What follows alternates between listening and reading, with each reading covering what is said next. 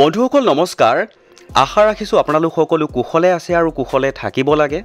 বন্ধুসকল আজি আপোনালোকলৈ এই সময়ত দেখুৱাবলৈ লৈ আছো চাওক আপোনালোকে স্ক্ৰিনলৈ মন কৰিব কৰ্মচাৰী সকলৰ অৱসৰৰ বয়স বৃদ্ধিৰ আন এটা নতুন আৰু গুৰুত্বপূৰ্ণ খবৰ শেহতীয়াকৈ প্ৰকাশ পাইছে বন্ধুসকল এটা গুৰুত্বপূৰ্ণ ইনফৰমেশ্যনৰ বিষয়ে অৱগত হোৱাৰ লগে লগে আপোনালোকক এটা ভিডিঅ'ৰ যোগেৰে জনাবলৈ যত্ন কৰিছো আৰু আশা ৰাখিছো আপোনালোকে ভিডিঅ'টোৰ সৈতে সহযোগিতা কৰিব তে বন্ধুসকল দেৰি নকৰাকৈ এই গুৰুত্বপূৰ্ণ ইনফৰমেশ্যনটোৰ পাছৰ অংশটো আপোনালোকৰ সন্মুখত আনিবলৈ যত্ন কৰিছো চাওক জনাবলৈ লৈছো যে কৰ্মচাৰী সকলৰ অৱসৰৰ বয়স 3 পৰা 4 বছৰ বঢ়োৱাৰ এটা নতুন খবৰ শেহতীয়াকৈ প্ৰকাশ পাইছে বন্ধুসকল এই গুৰুত্বপূৰ্ণ ইনফৰমেশ্যনটোৰ বিষয়ে সম্পূৰ্ণ সবিশেষ আপোনালোকক খুব কম সময়ৰ ভিতৰতে জনাবলৈ যত্ন কৰিম আৰু এইখিনিতে সৰুকৈ এটা অনুৰোধ কৰিবলৈ বিচাৰিছো যদি আগলৈকো এনেকুৱা কিছুমান গুৰুত্বপূৰ্ণ ইনফৰমেশ্যন আপোনালোকে পলকতে পাই থকাটো বিচাৰে তেনেহলে চেনেলটো সাবস্ক্ৰাইব কৰি হাতত ৰাখিব তে বন্ধুসকল এতিয়া আহিছো শেহতীয়াকৈ যি কৰ্মচাৰী সকলৰ অৱসৰৰ বয়স 3 পৰা 4 বছৰ বঢ়োৱাৰ এটা নতুন খবৰ প্ৰকাশ হৈছে বন্ধুসকল বৰ্তমান সময়ত কৰ্মচাৰী সকলৰ বাবে এটা গুৰুত্বপূৰ্ণ ইনফৰমেশ্যন বুলি ক'ব পাৰি আৰু দেৰি নকৰাকৈ এই গুৰুত্বপূৰ্ণ ইনফৰমেশ্যনটো আপোনালোকৰ সন্মুখত আনিবলৈ যত্ন কৰিছো চাওক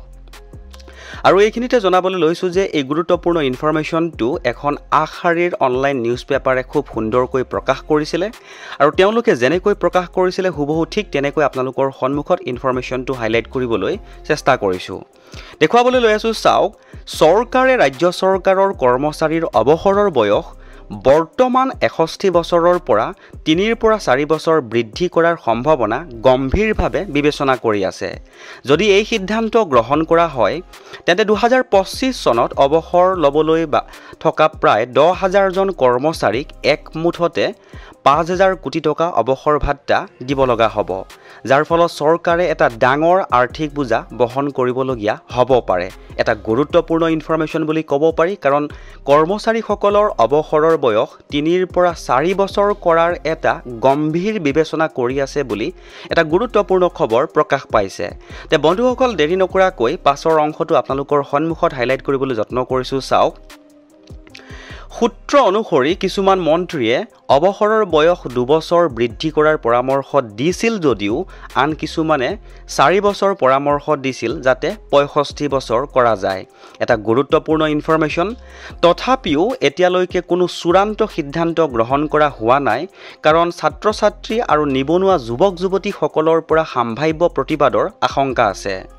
মুখ্যমন্ত্ৰীয়ে কৈছে এই বিষয়টো পৰৱৰ্তী সময়ত অনুষ্ঠিত হ'বলগীয়া কেবিনেট বৈঠকত গুৰুত্ব সহকাৰে আলোচনা কৰা হ'ব